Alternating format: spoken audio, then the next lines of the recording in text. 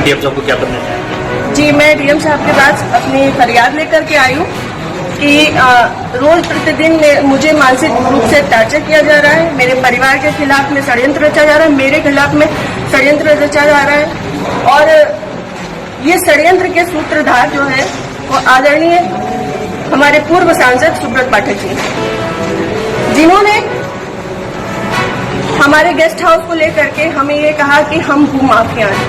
मैं आप सब लोगों को ये बात को अवगत करा देती हूँ कि हमारी जितनी भी जमीनें हैं 35-40 बीघे से ज्यादा जमीन नहीं, और जिसमें हम मेरे खुद के नाम पे सिर्फ 3 बीघे जमीन है। और 3 बीघे जमीन वाली महिला कैसे भूमाफिया हो सकती है? और 35-40 बीघे की जमीन में हम मेरे ससुर साहब, मेरी सासू माँ, मेरे हस्बैंड और मेरे देवर देवरानी 6 लोग आते हैं। इतनी सी जमीन में कैसे लोग भूमाफिया हो जाते हैं? जो ये बड़ा उससे कह रहे हैं कि चपुन्ना के भूमाफिया।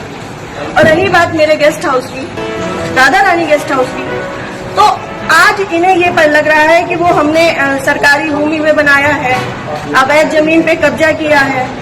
तब क्यों नहीं लग रहा था जब 5 साल से उसी में दावतें खा रहे थे, भारतीय जनता पार्टी की मीटिंगें कर रहे थे, हमारा पैसा खर्च करवा रहे थे, रोज मीटिंगें हो रही थी, तब क्यों नहीं ये आपको लगा था? आप पूर्व सांसद के ऊपर एक आरोप लगा रहे हैं, आप भी बीजेपी के कार्यकर्ता? मैं बीजेपी की कार्यकर्ता हूँ और बीजेपी में ही काम करती हूँ शुरू से लेके लास्ट तक, जब तक मेरा जीवन मुझे अलाउ करेगा, जब तक ये कन्नौज के नेता मुझे सहज भारतीय जनता पार्टी में रहने देंगे, तब तक मैं भारतीय जनता पार्टी की ही सदस्य हूँ।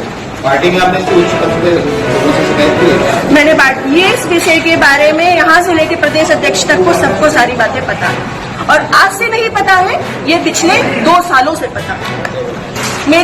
मेरे पिताजी, मेरे ससुर साहब, मेरे हस्बैंड, मेरे हम सब लोगों के लिए हत्या तक का मतलब षड्यंत्र रचा जा चुका है, और विगत के चुनाव के निर्णय के बाद ही रचा गया। पिछली 4 जून को रिजल्ट आया है, पिछली 3 जून को ये हमारे गांव गए थे। हमारे गांव जाकर के इन्होंने, हमारे राइवल्स हैं जो, उनके घर जाकर के इन्होंने 2 घंटे की बैठक रखी जिसमें षड्यंत्र रचा गया। और उसके बाद ही उसी दिन इनके एक प्रमुख कार्यकर्ता कहिए, चमचे कहिए, कुछ भी कहिए, वो जीतू त्रिपाठी, उन्होंने मेरे ससुर साहब को फोन किया, जिसकी मैं रिकॉर्डिंग आप सबको भेजूंगी और चाहूंगी कि मीडिया में आप चलाएं। उन्होंने मेरे ससुर साहब को धमकी दी कि अगर चपुन्ना चुनाव नहीं जीता तो आपको 4 तारीख के बाद देख लिया जाएगा। उसके बाद से ये सारा षड्यंत्र रचा गया। क्या चुनाव हरवाने में आपका भी श्रेय जाता है? मैं भारतीय जनता पार्टी से वो आरोप लगा रहे हैं क्या? वो कुछ भी कहे, वो तो ये भी कह रहे हैं कि भाई नेहा त्रिपाठी ने 30 लाख रुपए ले लिए थे सपा से, वो तो उनका मुंह है, कुछ भी कह सकते हैं। पर मैं भारतीय जनता पार्टी की कार्यकर्ता हूँ और सभी लोग सोशल मीडिया जानते हैं, चलाते हैं, सभी लोग मेरी आईडी में देख सकते हैं कि मैंने किस तरीके से काम किया है। मैं सुब्रत पाठक के लिए काम नहीं करती, मैं भारतीय जनता पार्टी के लिए काम करती हूँ। आपने प्रशासन और पुलिस से शिकायत की?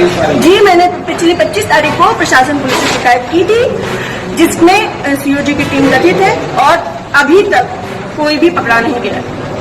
क्या मानती है पुलिस प्रशासन पुलिस लापरवाही कर रहा है? संभवतः हो सकता है, क्योंकि जिस हिसाब से अब दिन बीतते जा रहे हैं तो मेरा भी सब्र का पैमाना टूटता जा रहा है और मुझे, मेरे परिवार को बहुत ज्यादा खतरा है इन लोगों से जो हमारे दुश्मन हैं।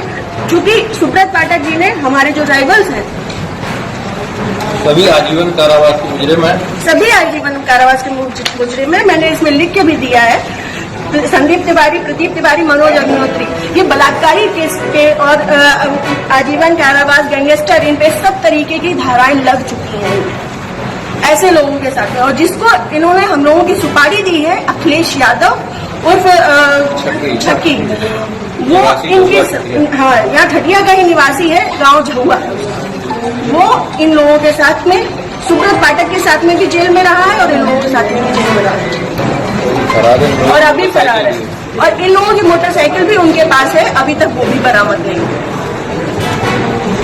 ये लोग सिर्फ मेरा मानसिक, शारीरिक और चारित्रिक शोषण करते आ रहे हैं 2 साल से। मैं 3 साल से मैं बहुत ज्यादा परेशान हो चुकी हूँ। अब ये चीजें नहीं होंगी। आज आपने जिलाधिकारी से बातचीत की, क्या आश्वासन दिया? उन्होंने मुझे पूर्ण आश्वासन दिया है कि इस पे निष्पक्ष जांच होगी, क्योंकि हमारे पास रिकॉर्ड्स भी हैं, हमारे पास सबूत भी हैं और बहुत सारी चीजों के सबूत हैं। समय आने पे मैं वो सब आपके सामने रखूंगी। जिले में जो भी भ्रष्टाचार हो रहा है, जो जिला पंचायत में भ्रष्टाचार हो रहा है, जो ब्लॉक प्रमुख में भ्रष्टाचार हो रहा है, ब्लॉक में भ्रष्टाचार हो रहा है, वो सारी चीजें मैं आप सब लोगों के सामने रखूंगी। अगर आपकी सुनवाई आज नहीं होती तो आगे क्या कदम उठाएंगे? मैं आप लोगों का सहारा लूंगी और आप लोगों का सहयोग, मुझे पूर्ण विश्वास है कि मेरे साथ हमेशा रहेगा और मैं इस पे अपनी अंतिम सांस तक अब फ्रंट के पैमाने में आकर के लड़ूंगी।